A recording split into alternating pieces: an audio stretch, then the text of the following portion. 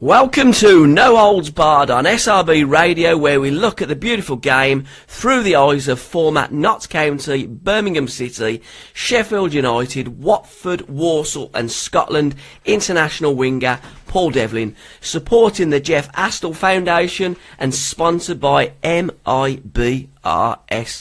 Dev, welcome to another show. How are you, mate? All right, Gabs, how are you? First things first, how's Addison's, little Annie, and how's the family? Not a great week last week with it.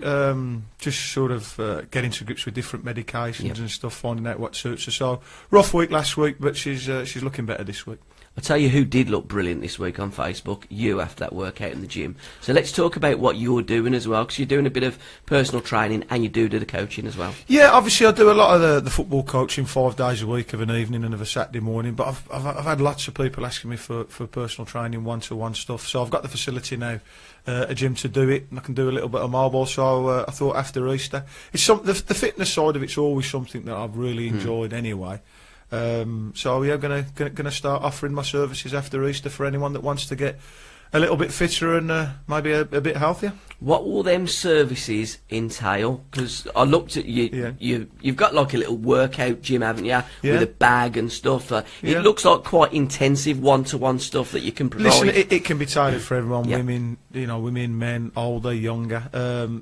Basically, I want to find out what your goals are, what your ambitions are with regards to your fitness, and tailor a training package that suits you. But yeah, I mean, I've had a gym built in the back garden, so got a bit of equipment in there, so we can do whatever's necessary. And how's the coaching going as well? Yeah, coaching's good. Obviously, just breaking up this week for the Easter holidays, so this week all the kids are getting the certificates and the trophies, so it's the week of term that they all look forward to. So I'm in Chelmsley Wood tonight, so all the lads and girls there will be getting their trophies for what they've won over the course of the term. So let's take us through a week at Paul Devlin's coaching school.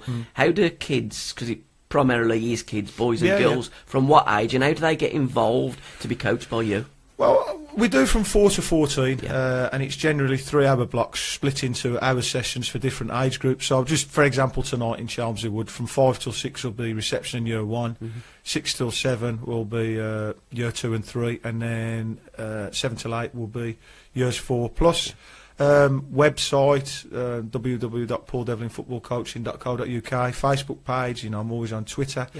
They can look on all those and get involved through that, contact me through those means and come along. You don't have to be there at the start, you can join in anywhere along the term, and we're on concurrently with the school terms, so while the school terms are on, we're always running.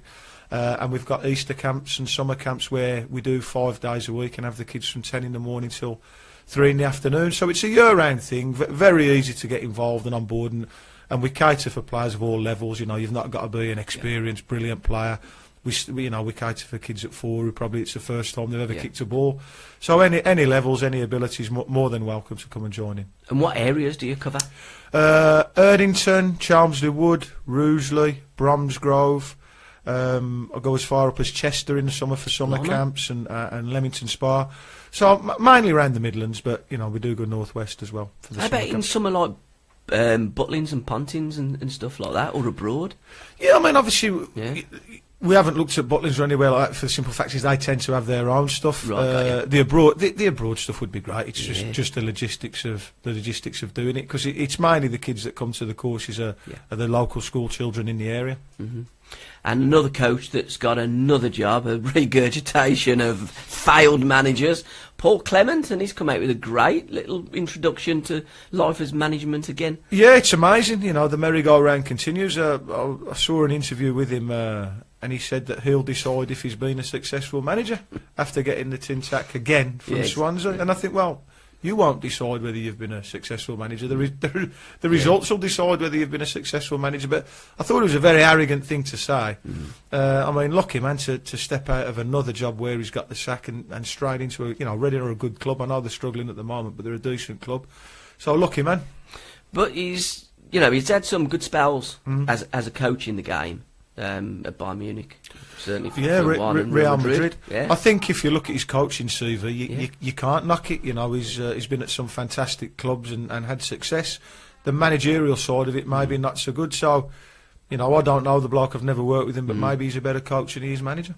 And sometimes it's probably better to work at what you're best at. Cottrell was another one that, as a coach, he seems to be relatively successful, yet as a manager, not very successful, because you need different skills to manage that you do to coach, don't you? Well, I think that, you know, the clue's in the title. You manage the players, coach them. Yeah. You know, the successful, when I had successful spells under Neil Warnock and Steve Bruce and Warnock didn't do a lot of coaching. You know, in my spell under Bruce at Blues, it was Mark Bowen. Under Neil Warnock, it was Kevin Blackwell. But they'd come in and do what it says on the tin. They'd manage the team. They'd be, you know, they would run it. But the actual day-to-day coaching, they weren't massively. I'm not saying they weren't there, but they weren't massively involved. So putting the sessions on. Is it a necessity for the manager to get involved with the coaching day-to-day, or does it not really matter as a player? How do players view it? I always felt that when the manager was there, training was better. Yeah. Because you want to impress the manager. He doesn't have to be there, but I felt on days, and I'll be honest with you, in my career, most of the time managers were there, but you would get managers that weren't there, you know, 1 or 2 days a week, whatever. I always felt that the training wasn't quite as sharp when the manager wasn't there, because, you know, people think they can get away with a bit more, maybe not put it in. If the manager's there and he's watching, you know, you want to impress him. At the end of the day, you want to impress him and hope that either keeps you in the team or gets you in the team. So they don't have to be there. I always felt from a personal point of view it helped when they were there. Who was the best manager that got involved in training during your career? I had a brief spell under Howard Kendall at Notts County. Howard was actually our manager when we won the Anglo-Italian Cup. Yeah. And Howard was brilliant. All he'd do is play. Peter Reid came as well. So we had Howard Kendall and Peter Reid, 2 legends from Everton, for a couple of months at Notts County in the mid-90s. So Howard had put the session on, but it always finished with a game of head tennis, because Howard loved head tennis. Yeah. So Howard used to join in loads. Brucey used to join in loads as well. Them two probably more so than... and Trevor, to be honest, Trevor, in my first stint at Blues, Trevor would join in and probably still be the best player in training. Yeah. So Trevor was great, yeah. Lou McCarry as a manager. What was Lou like? He was slightly different to Howard then, wasn't he? Yeah, well, I didn't have Lou as a manager. I had him as a coach. He came with Brucey to Sheffield United. Now, I'd asked around about Lou. The one thing that Lou's sort of infamous for is that he makes his players run really, really hard. He runs them to death. Yeah. And he wasn't very, you know, the people that I spoke to didn't speak great of him as a person, but I got on great with Lou. Yeah. You know, he came in and he used to join in training as well, to be fair, and one of the 2 of the lads would want to have a kick at him, but Lou was a tough little cookie, and you know, he'd give a few kicks out. So I got on okay with Lou, but I never had him as a manager. I had him as a coach. You just have to make sure he didn't smell your breath on a Monday morning if you've had a couple of beers, because he was very, very anti-drink. Lou was a gambler, not a drinker, so he didn't like the lads that went out and had a couple of beers after a good result. But to be fair, as long as you're putting it in training and on the pitch, what really is the problem with drinking and going out and socialising and being that kind of having that kind of character off the pitch? I don't think there's anything wrong with it. Listen, you know, we've touched on it before on the show. You know, you got young lads with a few quid with a lot of time on their hands. You can't expect them to stay in the house and not go out. They want to go out. They want to have a beer. They want to meet girls. They want to enjoy themselves. They want to do what young men do.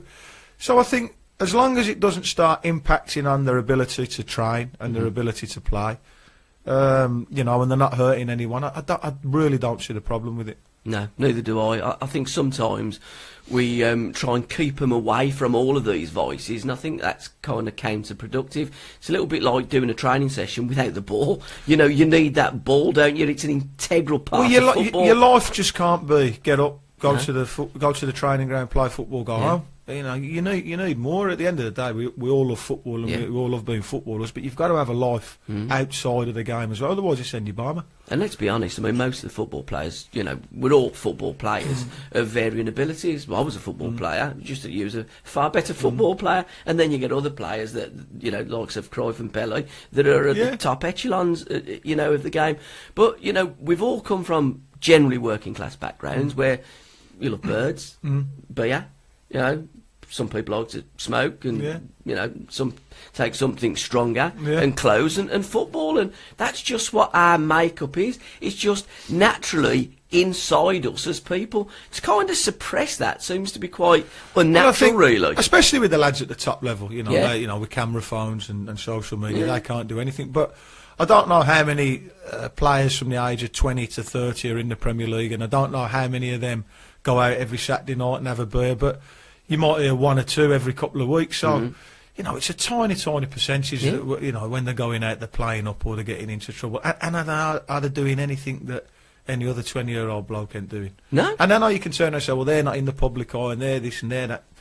You know, and I take that on board, and you know, you have got to be careful in this day and age, and they're getting fantastically well paid for doing something they love, but you do need another life as well. I think you do, and I think certainly in the 70s, you look at the stars of the 70s, Yeah. they all used to like a drink before the Yeah. game.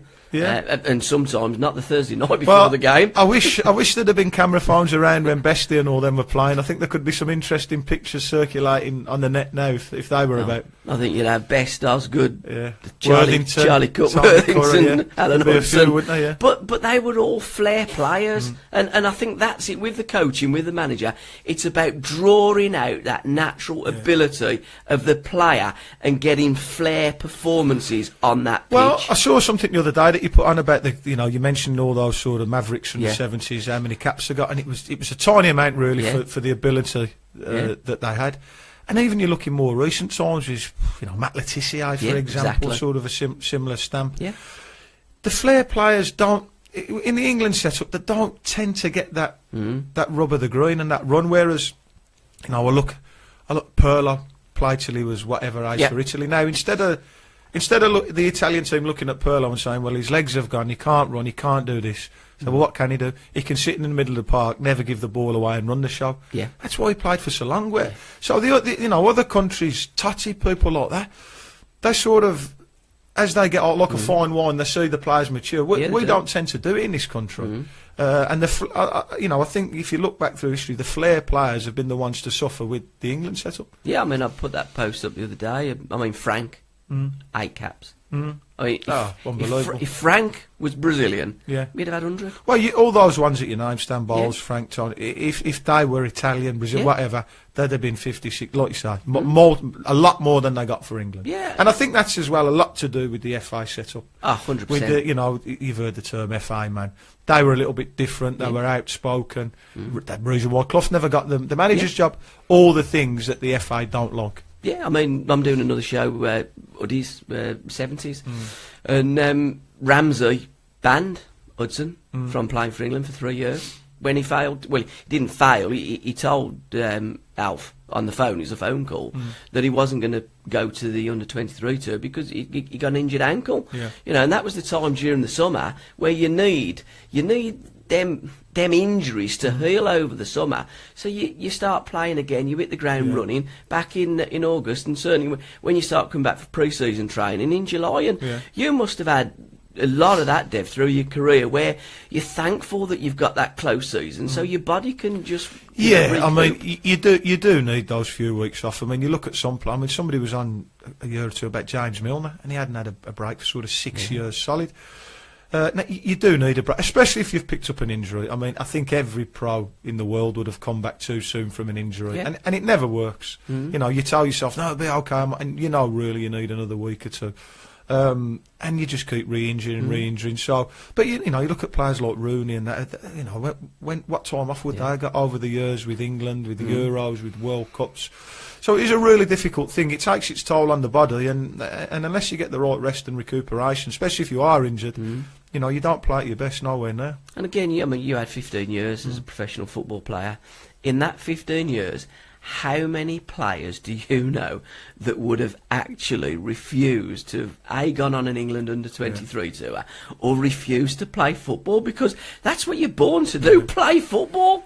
Well, it takes some bottle to tell a manager no that you're not going, but Yeah. you know, and especially of course you want to play. So for him to do that, you know, it must have been what he thought was quite a serious injury. Because 9 times out of 10, you just go, yeah, okay, I'll be okay, I'll be okay, knowing that you're not really going to be okay. You just want to make the best of it.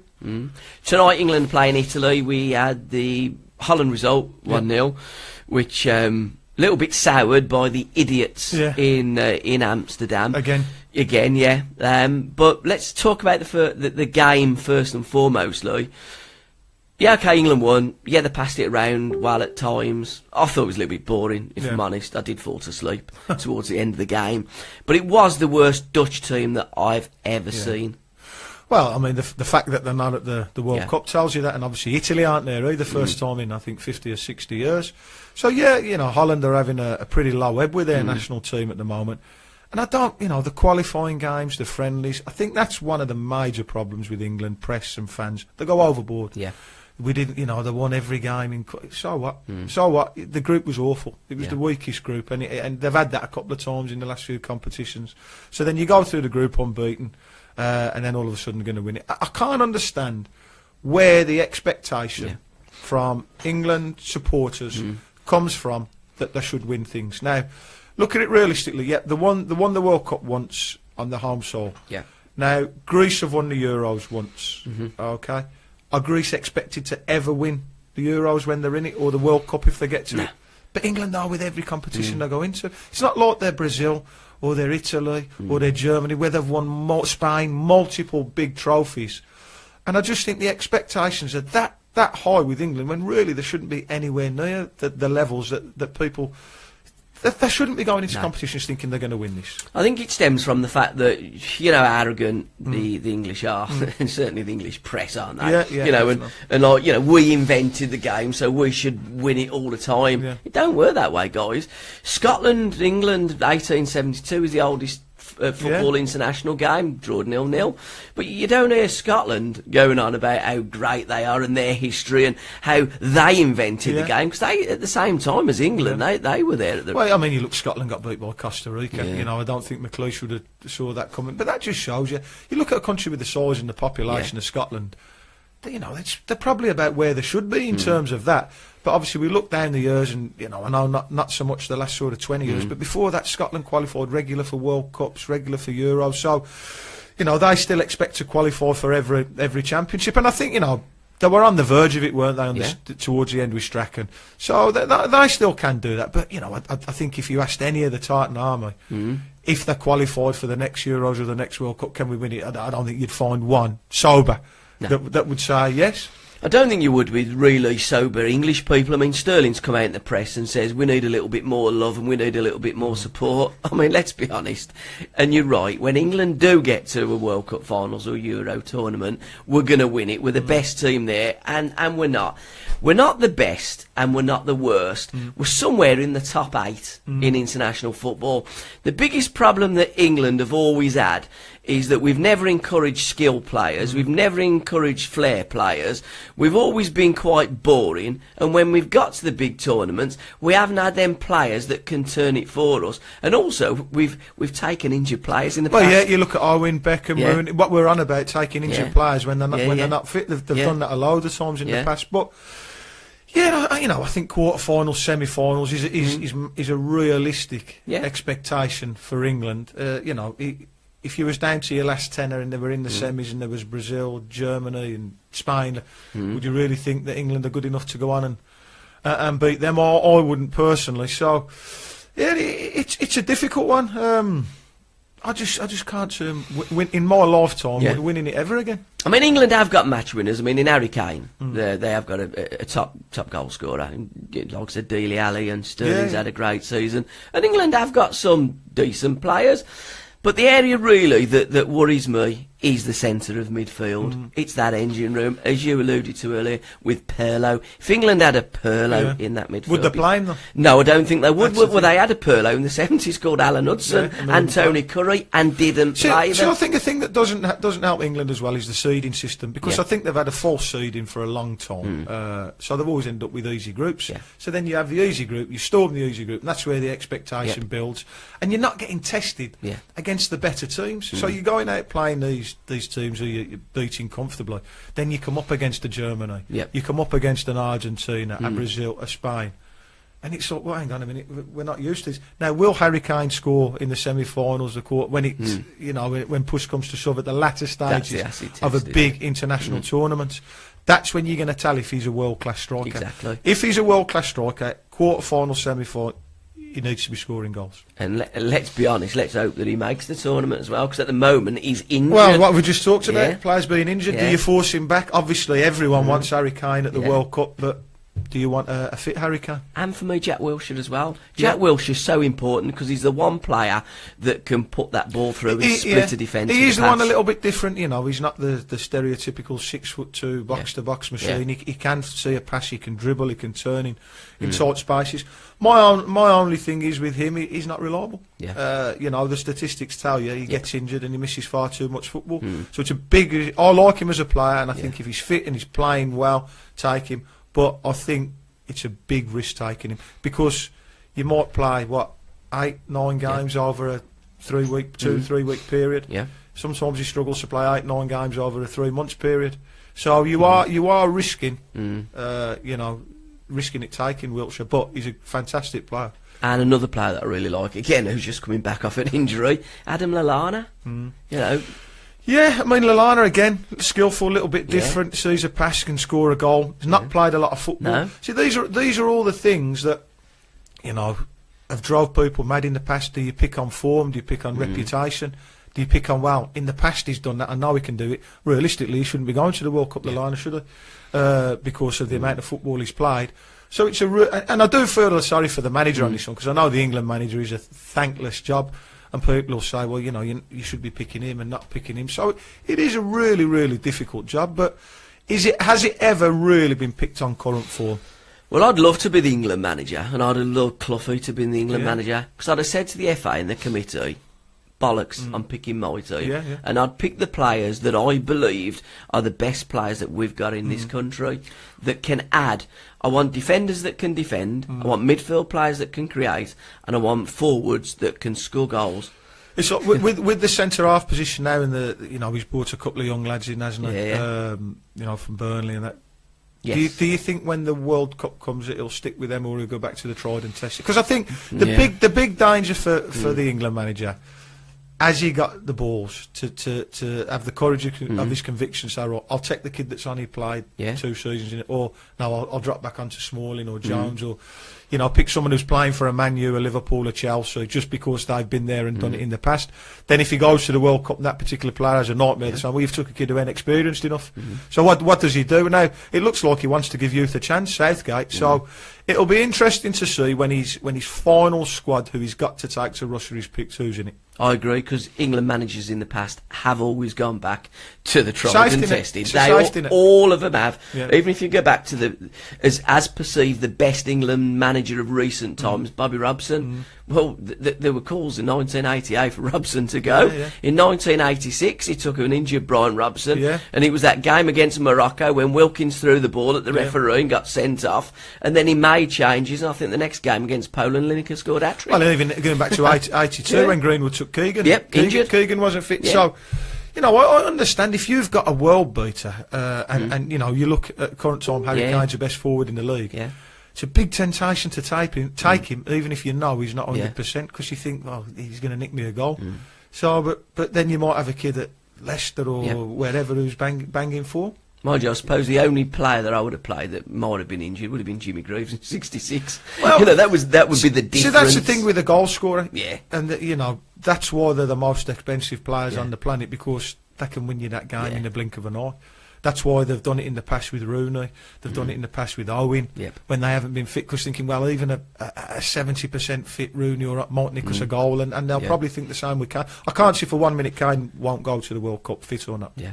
And Jimmy Greaves, got to say, the greatest striker that England have ever had. And guys, check him out, jimmygreaves.net, that's his website. There's currently on eBay a Jimmy Greaves England signed shirt, only 50 quid as well. Yeah, but has he got all the authenticity certificate and all that with it? Yeah. Snap that up. Yeah. Back to the hooligans. Yep. Why? Just idiots, I know it's lumping them all in the one box, but when I heard that England, and you just know, you know what's coming next. You know what's coming next, and it just idiots. I mean, I'm not an England fan, and I was always brought up being a Scotland fan. So people say to me, "I only say that because you follow Scotland." It's not. No.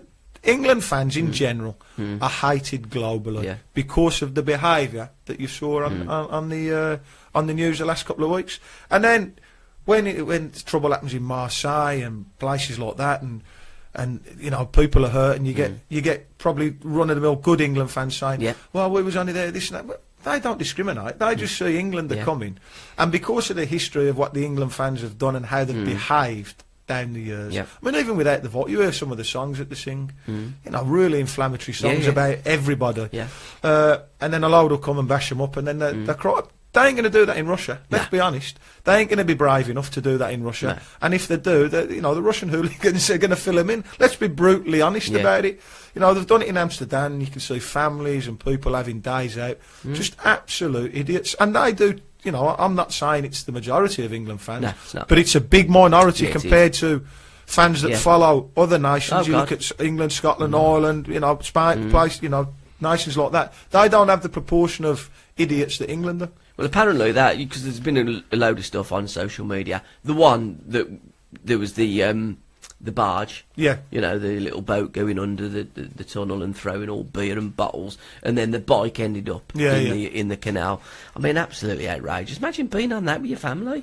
Yeah, and I have to question what type of bloke. I mean, because just a mentality. They're not just young kids, are they? No. A lot of them will be married blokes with families. And absolutely pissed. You know, but you'd never dream. If you were out with your family, someone that you'd be mortified. So what do they do when they're away there? And it is this England thing, and you know, you can beat around the bush and say this and that. It's a disease that England have got. They're not the only ones with the football hooligan disease, but the problem with the England fans now is because they've perceived to be the ones that started it, they're a scalp for all the other nations now. England are coming to town, great. And let's be honest, you look at the England fans there, they get tanked up and they get a bit brave and Dutch courage. The Russian ones and they're training like Marines. They're not having a few beers, they're in the woods training like Marines, so it's going to be no contest when it comes to a head with them. And the other pictures that you saw with the police outside that pub, apparently there was going to be a meet-up between the England hooligans and the Dutch hooligans, because the Dutch have got a problem with hooliganism as well, haven't they? You know, a lot of European, Holland, Poland, Russia, they've got big problems as well, but obviously we live in England, we're talking about England, and it is wherever England go, 99% of the time there is problems, so, you know, if I was an England fan, I don't think I'd be going to Russia to watch the World Cup. But we don't seem to get the same with the other home international teams, do we? Yeah. The Tartan Army don't play up. The Republic of Ireland, their fans always seem to have the crack and are loved worldwide. The Northern Irish, the Welsh in the last Euros. It's strange. It's mad, it's not. I'm not saying that you know England, you know Scotland, or that there's not arrests and there's people. No, because there is. Yeah, you know, you're gonna, wherever you got drinking a load of blokes, you're going to get problems. But it doesn't seem to be anywhere near the extent of how it happens with England. So I don't know what. Is it the mentality? The England thought we're going to be aggressive, whereas you know the other teams that you've just talked about, they want to go and make a day of it and be friends and have a drink, and it's just a different mentality. It's got to be. It can only be the mentality, can't it? And tonight, Italy. It's going to be the Azzurri coming to town. It's never a friendly, because international friendlies just don't exist, do they? No, and you know, Italy again, first time in 60 odd years they haven't qualified, so they're at a low ebb with their national team as well. I think England will win, but I don't think it'll be by a big margin, because I don't think Italy will want to come here and be humiliated, sort of 2-3, 4-0, whatever. So I can see it being a close game, maybe a 1-0 to England, 2-1. And in the World Cup, we're going to have the VAR situation and them cameras at every game. You know, not just one. My understanding is all the games. With your international career at Scotland, you would have loved to have had the VR, because you scored an absolute worldie that was disallowed, didn't you? No, that was in Ireland. Oh, was it? That was in Ireland. I was playing for Bohemia when it hit the stand. Was it? Oh, right, okay. No, that could only happen in Ireland. I mean, I've got to say, I don't think it's been a roaring success so far. But with the goal line decisions, but I think the rest of it, it's definitely a work in progress. I don't think you can just bin it straight away. But it's been. I mean, the Spurs. Who did Spurs play in the cup? Was it Spurs Newport or someone like that, when they were hanging around for 4 or 5 minutes? It was like minus. There's been quite a few games like that. You know, so I think they've got to. It needs tweaking, obviously. I don't really like some of the decisions that can get questioned. Same, to me, I just have it for goal line technology. You know, was it over the line? Was it over the line? You know, the offside thing. Now every striker now is going to carry on and should really carry on and score the goals. Yeah, they should do. So I think it is a work in progress. We've got to get it right. But, you know, Lampard's goal in the World Cup a few years ago, when it was about 4 yards over the line, it's going to eliminate, You know, mistakes like that, which can only be a good thing, but it hasn't been a great success with the flow of the game, I don't think. But there's always going to be that one decision that you'll never get, like 66, when the ball hit the line. Nobody... that goal line technology couldn't say whether that was over or not. In one way, it's a shame, because some of the talking points that you talk about in the pub after the game and some of 10s of 50 years down the line, the decisions like that are talking points. And is it going to take a little bit away from the game, those decisions? Or ultimately, if it goes in your favour, you're happy. If it doesn't, you're not. But, you know, game's all about then talking about this in the pub with your pals, and one will agree, one will disagree, one will say yes, one will say no. So, you know, is it going to sanitise it a little bit too much? We don't know. I think TV, when it coming, because Cloughie said, the problem is with you guys in TV, you're nice people, but you're going to want to take over the game. And Cloughie was right. They have taken over the game, and they have sanitised it to a large degree, because, you know, football back in them days, in that golden decade of the 70s and few of the 80s, you know, you had them talking points where you're not going to going forward. But then again, you know, the game is different today, and I think that the average football fan doesn't look at the game like what we're used to. Well, I mean, he couldn't have been more right saying television would take over and Sky call the shots now with kick-off times and late days when teams play. So it was, he was bang on the money there. But I mean, you know, there's a lot of fans now who have only ever been watching football in the Sky era. You know, with 50 different angles and slow motion replays and was it, wasn't it? So it's a completely different game now to the game I grew up watching. You know, for me it was Star Soccer on a Sunday with Hugh Johns, and Match of the Day on a Saturday night. And it was one angle. You might get one from behind the goal. So you know, you can't get away with anything. I was talking to Darren Moore on Friday night. It was a fundraising event for Jeff Horsfield, and we were on about Mick Harf, and he was saying as a young pro he came up against Mick Big Daz. I said, did he do it? He went, oh yeah, he done me. He said, bust all my lip and all that. Off a corner, standing there while a Big Mick's done him. You couldn't get away with that now. You just couldn't, and that will have happened a million times down the years, you know, players coming up against sort of older players coming to the end, but, you know, he'd have a lifelong ban there, Mick, wouldn't he? But again, as a player, that's how you got your characters of the game as well, didn't you? That was just it was just part of football. Kenny Burns, you remember when he was against Arsenal, and the Arsenal player stood in the wall and he nutted him. I mean, Burns swore blind that he sneezed, but he never got away with it. But again, you couldn't get away with that. You couldn't get away with giving someone a bit of a shoeing on the halfway line. Big Daz was telling me on Friday, I forget who he was playing for now, but Mick was at Wimbledon. So obviously Daz is about the same age as maybe a year younger. So he's a young pro, and you're up against me, and Big Mick's a tough kid and been around the block. So he said he's done that. He said bust all his lip and everything, the inside his teeth. He said, but waited till half time, got it all. Didn't want to show he was hurt. That meant that no, you ain't hurt me. And you know, I know I'm playing against an older pro. I think if somebody done that to a player now, they'd be rolling around on the floor and there'd be 3 ambulances on the pitch. But that mentality of, right, I'm not going to show you I'm hurt. I mean, I remember school teachers saying, my dad used to say it to me, school teachers don't show them you're hurt, never show them you're hurt. It seems to be, it's gone 360, you know, 360 now. No, make out that you're hurt even more.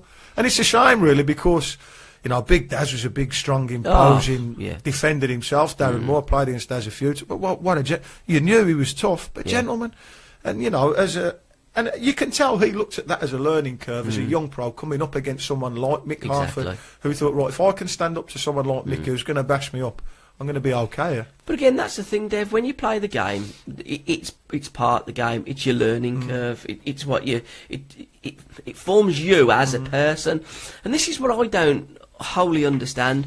When you're a football player, you play football and you're judged by being a player, and there's no piece of paper that you get certificates when you get to certain levels. But then when you get to that coaching, all of a sudden you need these bloody certificates to tell people how to do it, but the people that have got the certificates haven't done the groundwork to show them how to do it. It's crazy. Ridiculous, it's crazy, and it is crazy. Like you say, you can, you know, I don't know if Lionel Messi's got his coaching back. I can't see for 1 minute that he'll be bothered about staying in coaching, but if Lionel Messi finished his playing career in 5 years' time and then came to England and said, right, I want to manage in the Premier League, and he couldn't because he hasn't got his... I think the whole thing's a bit farcical. It's ridiculous to me. The whole system. It's a money maker, let's be honest. It's a money maker. because it's thousands and thousands to get to the pro level if you're starting from level dot. But yeah, you're right. I mean, to play at the top level, you don't need any qualifications, but you do to manage. I just find it absolutely bizarre. But I mean, again, it's part of football, and now we're coming into the silly season where the arses start to twitch, aren't we? Yeah. 8 games to go. Birmingham the next 2. Ipswich Town at home Saturday, and then away Easter Tuesday to Bolton Wanderers. Yeah, I mean, the last time I was on the show, I said that the 3 home games: Hull, Ipswich. Who's the next? Who's the? We got Bolton. The home game, 3 home games. Burton. So we've got Hull, Ipswich, Burton at home. Obviously played Hull, and Bolton away. And I realistically thought we need 9 points from them 4. I still think we will need 9 points. Ipswich. It won't be easy. Whenever you play against Mick McCarthy's team, it never is easy. But they're not on a great run. Mind you, I saw the other day they're screaming for him out. They're in the top half of the table. Oh, no, it's mad. What do they expect? They just want to play more football, don't they? And that I get that as a fan. But sometimes Mick will tell you we ain't got the players. That's your problem. That Gary Rowett played the way he did it. Exactly. Zola tried to change it, but didn't have the players to play. Exactly. Sometimes you got to cut your cloth, ain't you? But I think we can beat. I mean, the whole performance was great. It was just so refreshing to see Gary Monk set up to go and win the game with 5 attacking players in the team, rather than not obviously putting the boot into Cottrell. Now he's gone, rather than set up not to get beat. Yeah, there was loads of attacking play, and it was just brilliant. So we play like that in the next 8-9 games. We're stopping up comfortable. It's not a problem. Definitely think we could beat Ipswich at home. I'll take a draw away at Bolton. Yes, I'll be honest. I'll take a draw away at Bolton. Beat Burton. Same here. That's what I said before these little run of fixtures. Now, the last year or two, historically, we followed up a really good performance with a crap performance. Now, I just hope that Monk's done something to arrest that, and we continue that vein of form into the next game. But again, Birmingham have got some decent players. Good players. And I loved to see Jota scoring a brace. Got some, got some good players. You look at the squad on paper. Yeah. Shouldn't be anywhere near the bottom of the league. Anywhere near it. And the players will know that, and everyone connected with the club knows that. Got some good players. I think Jota, this season, if you stuck him in Wolves' team, he'd probably be up for player of the season. Yeah. He hasn't been for us this season, because what we've needed most of this season, he can't bring to the table. Yeah. He's obviously got ability. He can nick a goal. I think he's very lightweight. He's very predictable. He's not going to go around smashing into people. That's not his game. No. You don't want him to do that. So hopefully, but last time he scored 2 goals, he got left out the next game, didn't he? At Sheffield Wednesday. So hopefully now he can build on that. Because he can be a threat. Bit of confidence. He's got another couple of goals. And take that again into the next game.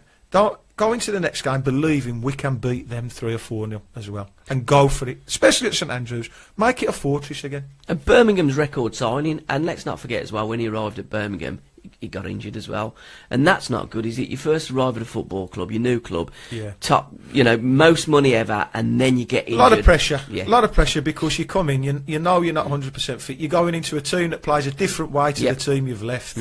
People are going, well, he's on X amount of money. Not his fault. The club have given that. They've paid X amount of money. Not his fault. The club have paid it, and he hasn't hit the ground running. And I think the only, not a criticism, I think what he's tried to do in a lot of the games where he's played or he's come on, he's tried too hard. Yeah. And he's tried to hang on to the ball a little bit too long. Let me do something. He's got tackled, and people have got on his back. Me being one of them, to be honest. Sometimes, when you're in a position like that, the best thing to do is just do it simple. Get it, give it. Yeah. Get yourself a goal. Get that little bit of confidence. Then progress from there. But I mean, 2 goals a weekend, we'd be buzzing for the next game. The sad thing is we've had the international break. Yep. That's the killer. Because again, that's it, isn't it? If you're on a good run, you tend to maintain that good run.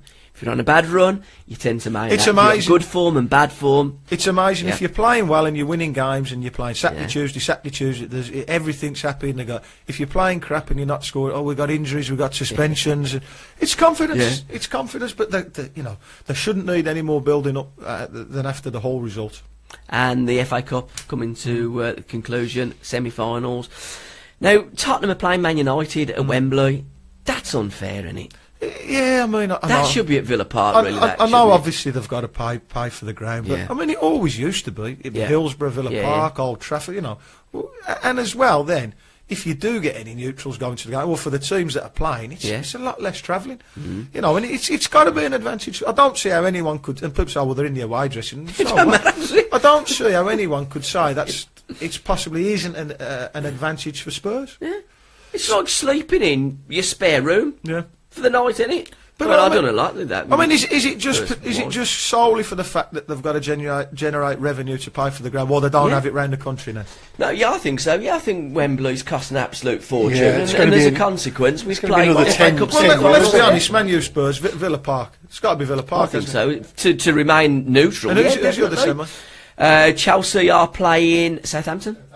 Well, you can see, you know, down there, you know. I mean, Chelsea would down say anywhere but Villa Park with their Yeah. track record of FA Cup semi-finals Yeah, at Villa Park. it doesn't seem right. Again, it just seems like it's that London thing, and we run the show. We'll have it down there. I just think that it takes it away from the final as well, if I'm absolutely honest. And the You know, atmosphere used to be a lot better when... well, it's a Wembley you know, final, isn't it? You know, these you've got to semi-finals. Wembley. Yeah, but it's a semi-final. It should be at a neutral ground. You play that game, then it's the excitement of reaching the FA Cup final. Because there's some players, I mean, George Best never played in an FA Cup final. It's every boy, every kid that's played football, it's your boy or dream to play at Wembley. Yeah, I innit? think so, and I think Final. it does take the glass off Yeah, it it does. when they play the semis there, you know, and obviously Spurs have played there all season, so it does take a little bit of the sparkle away from the cup final. I got to agree, yeah. Mind you, it'd be great if they moved the World Cup from Russia and played it there at Wembley, because half the team are used to it, aren't they? Well, what's going on there with Putin? Oh, you never God, know no. what's round the corner. You there. don't do, yeah. I mean, I did like, you know, when all this poisoning come out, first thing was, we're going to boycott the World Cup and let's take it away from Russia. Yeah, right. Yeah. Where's it going to go? Probably either England or America. Yeah. You know? Well, I mean, I don't know. Obviously, there's loads of things No, going on tell me behind the about it. scenes, but it's not helpful, is it? Really, when No. when you think that they're all going over there in a few I'd weeks. take time. a food tester, wouldn't you? I'd take a chef. Pep versus Jose, Yeah. because, I mean, I put up on Facebook the other week that Pep Guardiola has invented nothing. I mean, he's transformed the game over here, and it's beautiful to watch. But, I mean, his idol was Johan Cruyff. The Cruyff team of the 70s were the best, in my opinion. Them and the Hungarians of the 50s, the best national teams not to win the World Cup. Yeah. And they inherited that from the Hungarians, who then took their influences from one of the greatest coaches, and again a British coach, Jimmy Hogan, that was instrumental in the Wunderbar team of Austria that went back to the 30s. So all he's doing is playing football the way that really the football purists want it to be played, and Mourinho is playing football in a different style, but ultimately getting results and winning cups as well. Yeah, it's like the good and the bad. I mean, my view on the two of them. Pep obviously came into a Barcelona team from the B team and inherited the best team on the planet and one of the best teams that's ever lived, who played a certain way. Don't get me wrong, I think he, ideas with his coaching, the way they used to press and give themselves 7 seconds to get the ball back, and this tiki-taka and all that. So I think he has put his slight on it. But he couldn't have gone into that team and played any other way. No. Now then, obviously, he moves on and he goes to other teams and he does well.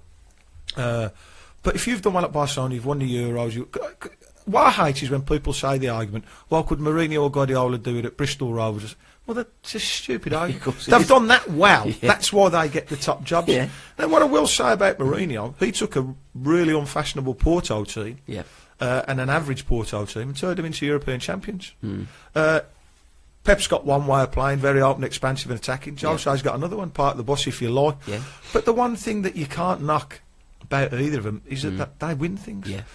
You know, look at Mourinho's record wherever he's been, and Guardiola the same. They've won nearly everything there is to win. So I think it's just it's like, how do you like your tea? Do you like it with sugar? Do you like it without? Obviously, we'd all love to see that the type of football Guardiola's turned out for Barcelona and Manchester City. But it's a massive help when you've got a blank chequebook to bring in the players that can do it. Yeah. You know, and Man City have had that, and like I say, when he took over Barcelona, Messi, Iniesta, Xavi, all those players really, just hit them at the right ear. They're probably the best club side I've ever seen at that sort of 3 or 4 year spell in my lifetime. So I think it's horses for courses, and would most top clubs want a Mourinho or a Guardiola? Probably yes, because they're going to win things. So it's a really difficult one, and Jose tends to be the baddie in the interviews. But just a brief little story. My missus used to do the club photography for West Brom, so she did the mascot days and all that. Going back a couple of years now. So all the managers, everything, blah blah, and she said one of the nicest ones that went out of her way for her, and the mascots, picking the mascots up, couldn't do enough, was Mourinho. Yeah. Was Mourinho. It's completely the opposite to how you see him. Yeah. All over the kids, come and have a picture, holding up. Said he couldn't do enough for the mascots that day. So you don't, you look at Kenny Dalglish when you saw him interviewed, you couldn't see a more dour man interviewed. If ever you met Kenny Dalglish, nothing could be further from the truth. Yeah. So I think people have perceptions of Jose as well as a person, and that doesn't help. But both fantastic managers. I don't think anyone could disagree with that. Now with Jose, I think he likes playing the baddie. Yeah, I think it suits, and I think he plays up to it. Yeah, definitely seems to, and maybe he feels it gives the team a little bit of that siege mentality. And Fergie used to be great at that. Yeah, and maybe that's what he wants. And it at times it probably takes the pressure off his team and his players and some of the results. So, listen, he's a very, very intelligent man. I think everything Mourinho does or says is with a goal in mind. So that wouldn't surprise me. Without a doubt. Been all this bullying Luke Shaw. I mean, garbage, ain't it, really? He's had a bit of a situation with him, but it's always gone on, ain't it? I can only talk about my own experience with managers down the years, and let me tell you, if you've been on the end of a Barry Fry verbal assault, or a Warnock or a Bruce, it can get pretty exploitive, pretty aggressive, and pretty personal at times. But to me, that's the football environment. And you'll have people saying, no, it can't be like that. No, that was just the way it was for me. I'm not saying it's right. I'm not saying it goes on now. But you're in a high testosterone environment with 20 or 30 blokes, all wanting to win. We've all got egos, all got tempers, all got moods. You're going to get that. I mean, I don't ever remember playing in a game at all where there wasn't arguments at half time, full time, during the game, ever. You get that now. To say it's bullying, I mean, to me, bullying would be right. That's it. You're not training with the first team. You're not involved. You could just go away and stand over there. Sometimes you've got to be man enough to stand up and say, well, the manager has thought I haven't done what he's asked me to do, and I'm going to get a bollocking for it. His representatives, and I don't know, I've not heard from Luke Shaw, but his representatives saying it's bullying. To me, you got to have broad shoulders sometimes. I think you have, and certainly when you used to play, you had broad shoulders. And again, with teammates, you'd have a set to with your teammate that would last probably about 12 hours. Yeah, well, you wouldn't if it was Dicey or Devon White or Kevin Francis. I never used to have too many. Well, you did with Marcus Ben. Yeah. But it was. Yeah. But like I say, every day there'll be a flare-up in training, and you'll get the odd fight in training at every club up and down the country. Got on great with Marcus Spence at Sheffield United. Got on great. We were playing a cup competition, Lincoln, I think, Sheffield, and he should have passed and he didn't, and we ended up pushing and shoving each other on the pitch. So Neil Warnock dragged Benty off, so I played the rest of the game. So I've gone into the changing rooms. I think we won about 6-2 or something like that, 6-1. So I've got all my kit on, but Benty comes out the shower, stark bollock naked, and he starts having a go. So we're having an argument, and it's getting more heated and more heated. I thought, it's going to end in a fight, this, and he just leant down like that to put his, when you go head to head. So he's a good bit bigger than me, Benty. So I thought, right, this is my only chance now. So I've just launched the biggest headbutt I could, and then we've started. So I couldn't stand up because I had my studs on. He's soaking wet and stark bollock naked. So we're flailing around on the floor, and all the lads split it up. So then Warnock says, right, you in at 9, you in at 9:30 in the morning. And at Sod's Law, I was early, he was late. We've both landed on the car park at the same time, so I thought, oh, God, what's going to happen there? But we got out, we had a laugh and a joke about it. He had about 5 stitches in his lips. Warnock's gone in and he's gone, what are you two prats playing? Oh, I won't say exactly what he said. But we sorted it out like men. Like that. And I never had a crossword with Benty before or after that. It was just a flare-up that happened, which happens every day at every club. No grudges. He ended up being top scorer that season. I was player of the year. We were the 2 best players for Sheffield.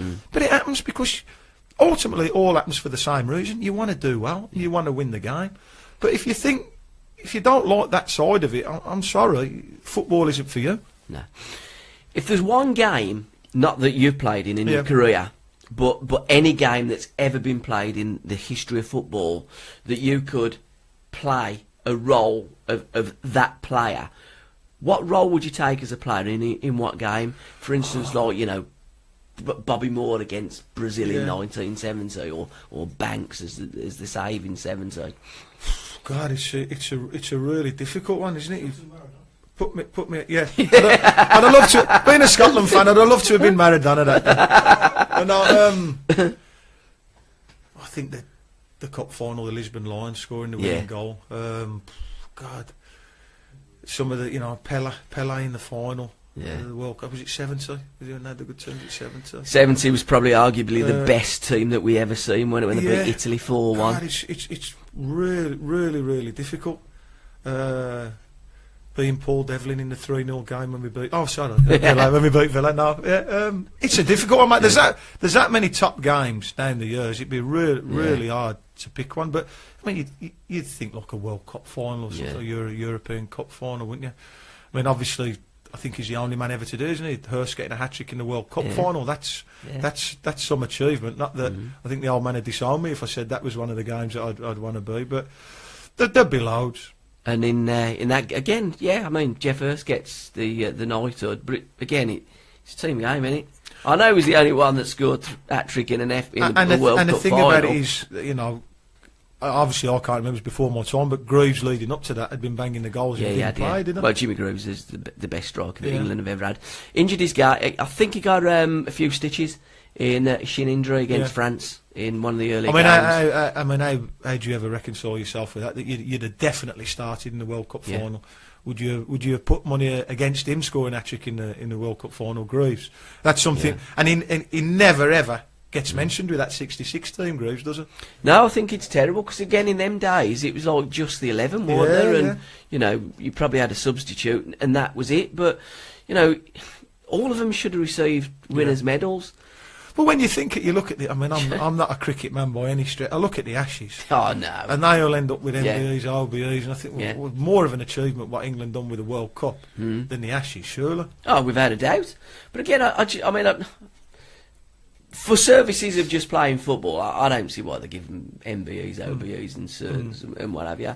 But I mean, if you'd have been down to Jack Charlton, he'd never have got the knighthood or the third goal. Because Charlton was saying to Bobby Moore, stick it in, Rosehead, stick it in. Yeah. But Bobby Moore, being the football player, puts the ball down the line, Jeff Hurst runs onto it and smashes it in the back of the net. And it's funny the way that football things happen. You know, or the lady looking down upon you, or... You know, the reverse of that. Sometimes it's your day. You know, the controversial was it wasn't a goal. It went in England's favour that day. But sometimes you get decisions. You know, every game something will go in your favour or against, and you'll think to yourself, "Oh, yeah, it's with us today," or "No, it's against us." So, it's funny. You know, players can be superstitious with things like that. Was you? Oh, wasn't loads of players they'd only put the boots on a certain way, and they'd have to be a certain number out, and they'd put the top on under. It never bothered me. Never bothered me in the slightest. But you'd be amazed how many players are. And probably fans, more are than aren't. And fans as well, you know. Yeah. You know, but you get fans that would walk through the same turnstile or do the same thing on the walk-up. It's the placebo effect, isn't it? I'm a big believer. If you think something helps you, do it. Yeah. Do it as much as you want. Yeah. You know, because it's not going to do you any harm. But I used to think Thierry Henry is running in on goal towards the Tilton end. And because I've gone and had a pint of lager in the Roost rather than the Black Horse, he's going to miss. You know? Right. Do you know what I mean? It ain't. What's going to happen is going to happen. But you're right. It's like a comfort dummy or a blanket when we were kids. If it helps, if it soothes, crack on and do it, and all the best. But if you got Thierry Henry running one-on-one, it's a shotgun you need, not a point. That's the only way you stop it. Yeah, and again, he's getting into management, isn't he? He's with Belgium, isn't he? Yeah. He's with Belgium, yeah. He's actually doing his badges in Wales. Is he really? He's doing his badges in Wales because I think he can do the intensive course there rather than with the English FA. It's mad, isn't it? Yeah, Again, mad. Yeah, because the time it takes to do it with the English FA, he deems obviously being far too long. So I think he was doing one of the UEFA B or the UEFA A residential down there. I believe. Yeah. I'm sure I saw him say that. But yeah, you'd have to look someone like him. I mean, if you're a forward, especially, you know, it'd be great to have him coaching and learn off him, wouldn't it? But again, going back to your coaching schools, you know, to be coached with Paul Devlin, former professional football player and international player.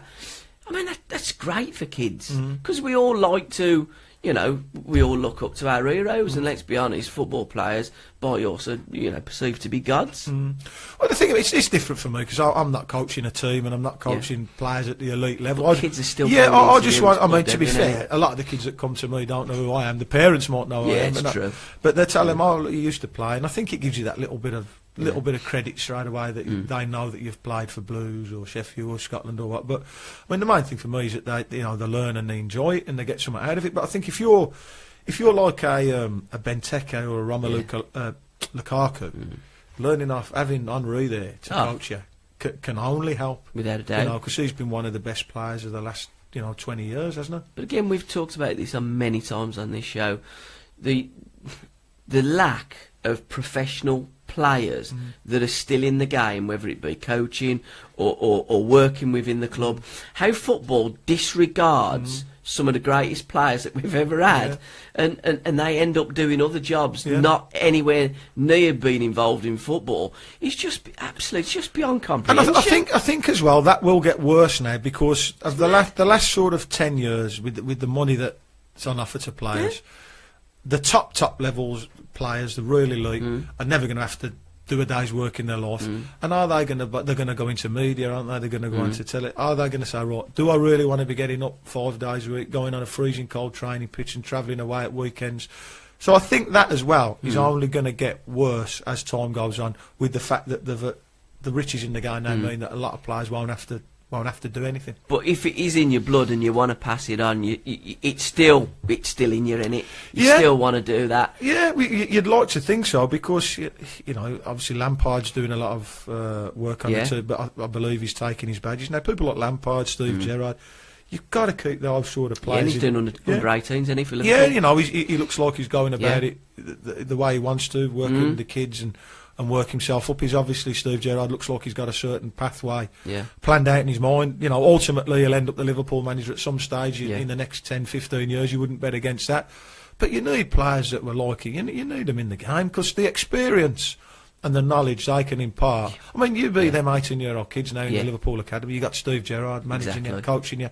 You know, it can only be good for them.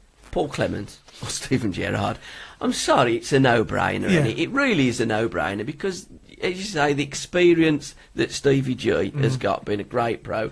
I mean, Bobby Moore, towards the end of his days, he was, I believe, at Southend, doing a bit of coaching with the kids.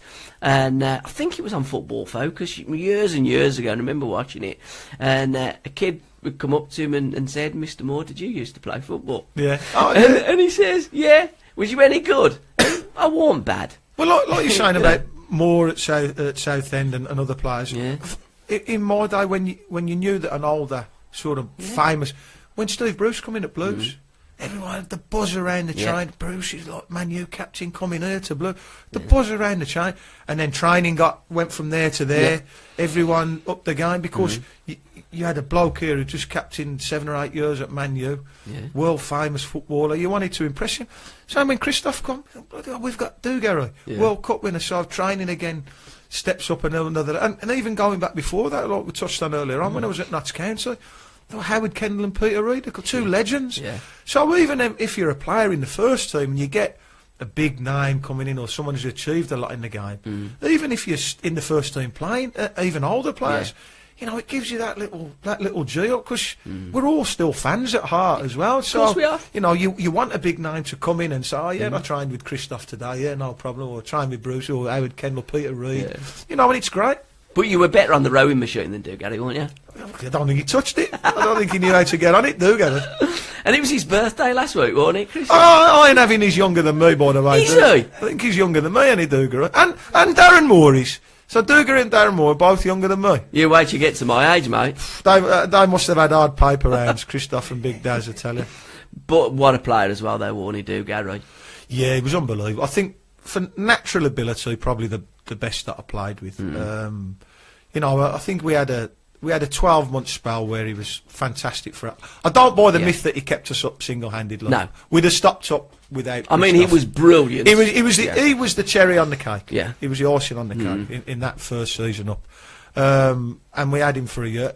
I don't really think he wanted to stay much beyond that first season, but because of the impact he had and the club stopped up comfortable, they threw a load of dough at him, and he probably ended up. He'll tell you that he stopped a little bit too long, and he maybe should have gone a bit sooner. But I think for that sort of initial 6-12 months, it was, you know, you were like in dreamland because we'd stopped up comfortable, and I think West Ham went down with about 46 points that year, something mad like that, didn't they? So and a great team as well, and a good Di Canio, Joe Cole, and all them. So that's how good the league was at the time then. But it was brilliant that you had this bloke come in. It was like a whirlwind coming into the club, and everyone, even the players, thought, where's this come from? Yeah. It was just all of a sudden he was there.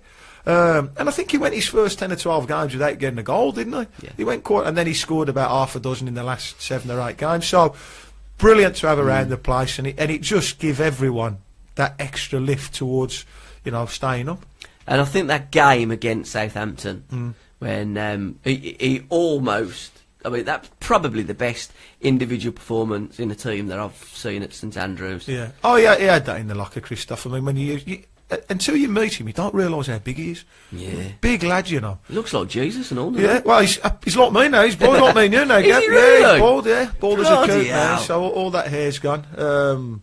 But, you know, in training, he used to be able to do the step over. Just really graceful up to about 6'2", very thin, slim, lithe, look, graceful, really graceful, but strong, really strong. And the best thing about it was, listen, I didn't get pally with him by any stretch, but real good lad. Yeah. Could have a laugh and a joke with him, down to earth. He wasn't like thinking, well, I'm coming here with these peasants for 6 months to earn a load of dough. Like, he was a good lad, and it was great to say. You look back and say, well, I played with a World Cup winner. And what was his English like?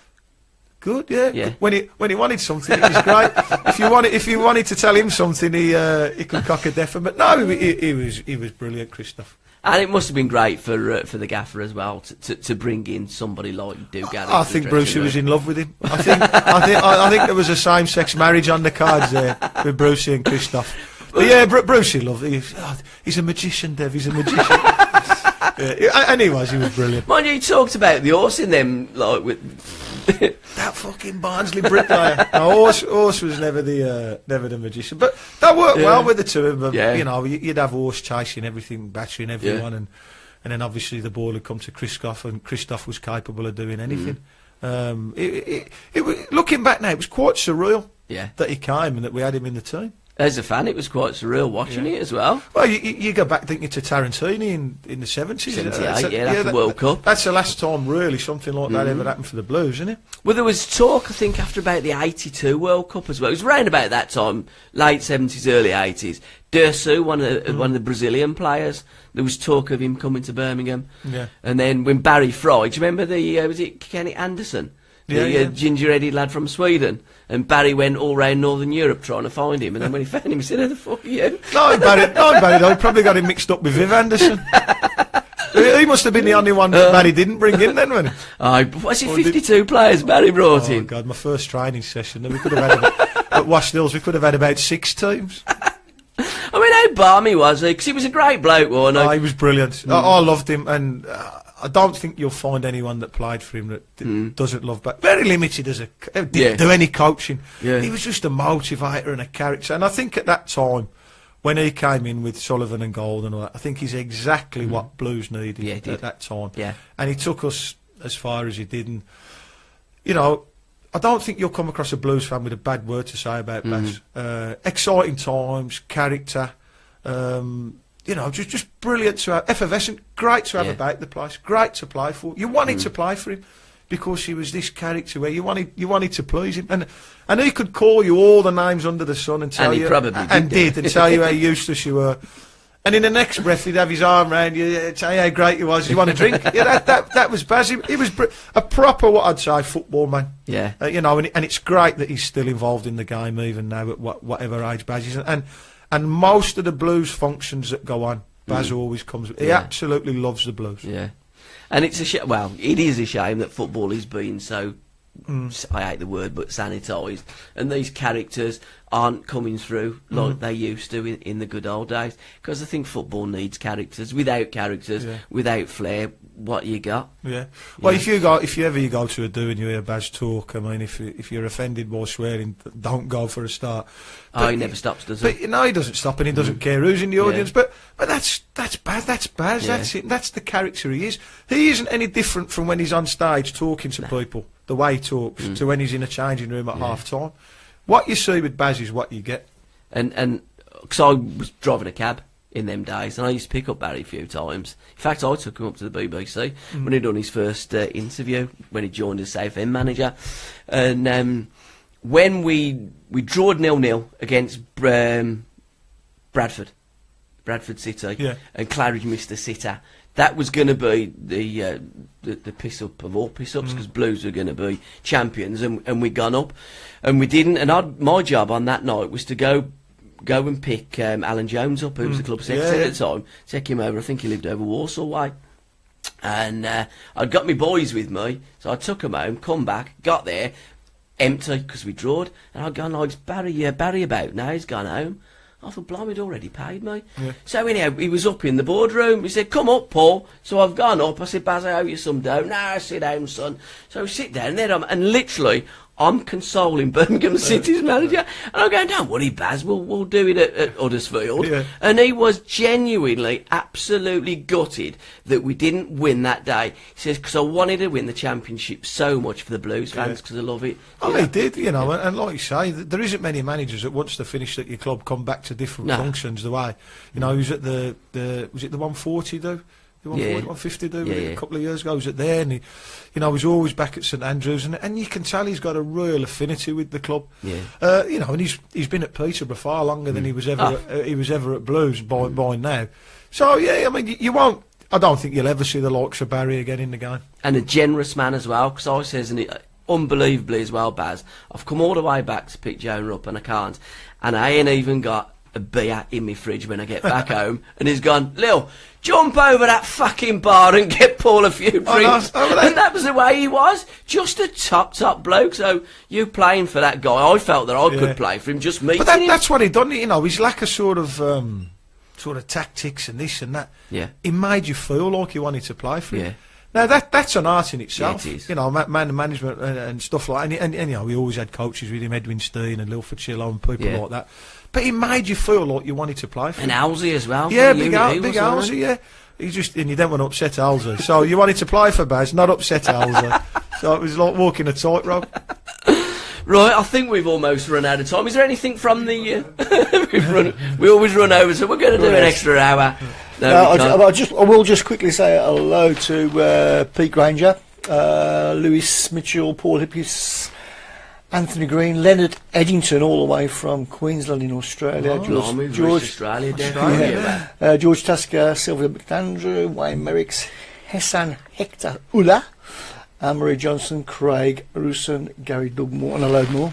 Well, thanks for watching, listening, and we'll see you in 2 weeks' time when we reconvene. Thought it was quiet in the shout box because he kept his gob shut, and we just kept talking, but brilliant. So, thanks, and see you next time, Dev. Anything before we close that you want to finally go out with? No, not really. Just hopefully I'm back in a couple of weeks' time and we got another 7 points on the board. Hopefully. Happy days, mate. Yeah. Cheers, Dev. Cheers. Ta-ra, mate.